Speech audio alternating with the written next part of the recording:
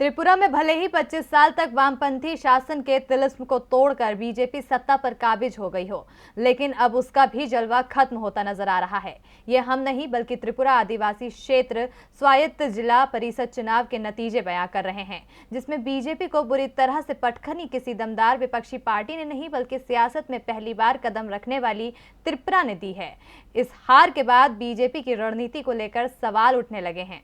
एक वक्त पर देश के आधे से ज्यादा राज्यों पर कब्जा जमाने वाली बीजेपी की हालत इन दिनों अच्छी नहीं चल रही है। जहां उसे कई राज्यों में हार का मुंह देखना पड़ रहा है, तो वहीं नगर निगम से लेकर पंचायत चुनावों में भी उसे धक्का लगा है। और अब बीजेपी शासित राज्य त्रिपुरा से भी उसके लिए बुरी खबर सामने आई। त्रिपुरा कांग्रेस के पूर्व अध्यक्ष प्रत्योद किशोर देवबर्मन की अगुवाई वाले TIPRA ने त्रिपुरा आदिवासी क्षेत्र स्वायत्त जिला परिषद चुनाव में जीत हासिल की है। TIPRA ने 28 में से 18 सीटें जीती हैं। Tripura indigenous progressive regional alliance ने 18 और बीजेपी ने 9 सीटों पर जीत दर्ज की। एक सीट पर निर्दलीय उम्मीदवार को जीत मिली है। 30 सदस्यीय आदिवासी परिषद की 28 सीटों पर मंगलवार को मतदान हुआ था।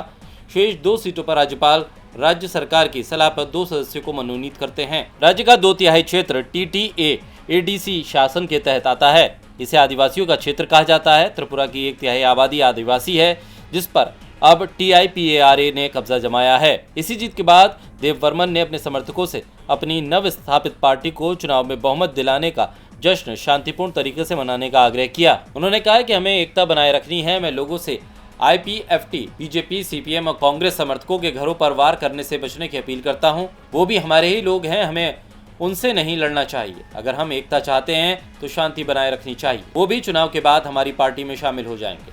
आपको बता दें कि देवबर्मन त्रिपुरा कांग्रेस के अध्यक्ष थे। आलाकमान से मतभेद का हवाला देकर सितंबर 2019 में उन्होंने पार्टी छोड़ दी थी, जिसके 1 महीने के बाद उन्होंने TIPRA की स्थापना की घोषणा की, जो शुरुआत में एक सामाजिक संगठन था, लेकिन 2020 में एक राजनीतिक दल बन गया था। और अब इसी दल ने सत्तारूढ़ पार्टी का दम निकाल दिया, जो बीजेपी के लिए अच्छे संकेत नहीं है। DB लाइव की रिपोर्ट।